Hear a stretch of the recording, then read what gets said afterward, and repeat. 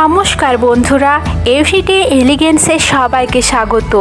আজ আমি বোতল কেটে প্ল্যান্টিং করব আর ভাবলাম সেটা আপনাদের সাথেও শেয়ার করে নিই। এই দেখুন, আমি এখানে একটা 500 ml জলের বোতল নিয়ে নিয়েছি। এবার কাঁচি দিয়ে মাঝখান দিয়ে কেটে 2 টুকরো করে নেব। এইভাবে বাকি বোতলগুলিও কেটে নেব।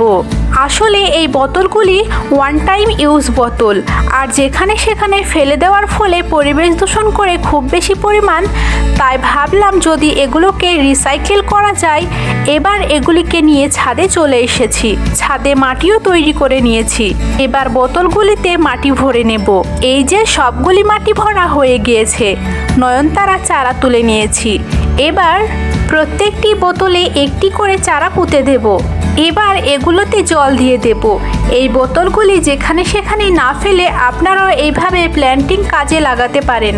নয়নতারা ছাড়াও পর্তুলিকা বা অফিস টাইম এই ধরনের ছোট ছোট গাছগুলি বোতলের মধ্যে অনায়াসে লাগানো যায়। আর 1 লিটার বা 2 লিটার বোতল হলে তো আরও ভালো হয়। বন্ধুরা, ভিডিওটা কেমন লাগলো জানাবেন কিন্তু। আজ বিদায় নিচ্ছি। সবাই ভালো থাকুন, সুস্থ থাকুন। ধন্যবাদ।